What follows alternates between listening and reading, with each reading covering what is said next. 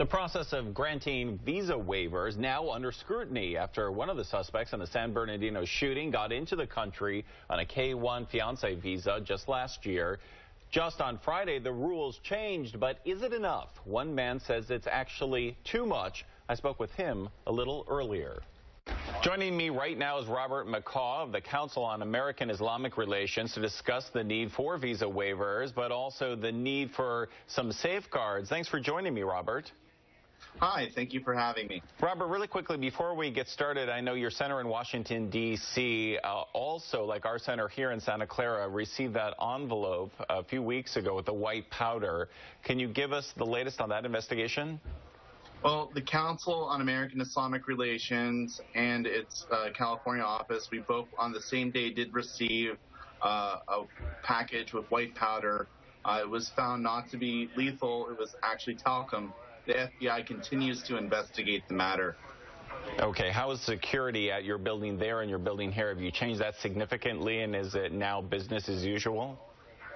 We have increased our security. It is business as usual, but with a few more precautions, not going into detail.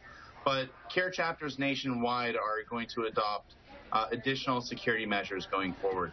All right, thanks a lot, Robert. Back to the visa waiver program right now. Just so everyone knows, that program allows citizens of specific countries to travel to the U.S. for tourism, business, or while in transit for up to 90 days without having to obtain a visa. What's the benefit of having these waivers to your community, specifically when traveling here?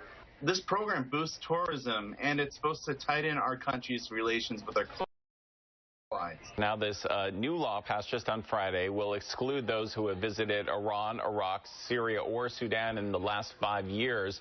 What are your thoughts on that? And it gives us a false sense of security. And that's because individuals who travel to the Islamic State, they do it off the books. They're going through either Turkey or through Syria, but they're not getting their passport stamped. So the only people that are really being impacted by this are the humanitarian aid workers, the doctors, the academics, the journalists that are traveling to these countries to either create more awareness about the situation or to help the people on the ground. And now there's a negative incentive for them not to travel to these countries and do the work that is so desperately needed. Well, what about the wife of the San Bernardino shooter? She did go through the standard visa process.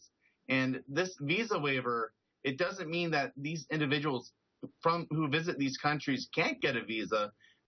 Automatic visa. It just means that they have to apply for a visa like the shooter did. So what we're really doing is we're punishing European citizens that are dual nationals of Iran or Syria or Sudan who would want to travel to this country but have actually never visited those countries. Do you feel that this new law unfairly targets and restricts Muslims? I think that in how it's being executed right now, it is impacting Muslims negatively, both here in America and abroad. I think it was brought about by an anti-Muslim hysteria following the Paris attacks and the San Bernardino shooting. We want to keep the nation more safe, and I'm for that. What I'm not for is false senses of security, which is what this bill is offering. You know, despite the changes to the law when it comes to the background checks that they already do for this program, do you think those checks are sufficient? Well, I'm not an expert in the background process, but I think that it's worked since 1986, mostly without fail, so something's right with it. Okay, well, Robert McCaw, thank you so much for joining us today and shedding some light on this complicated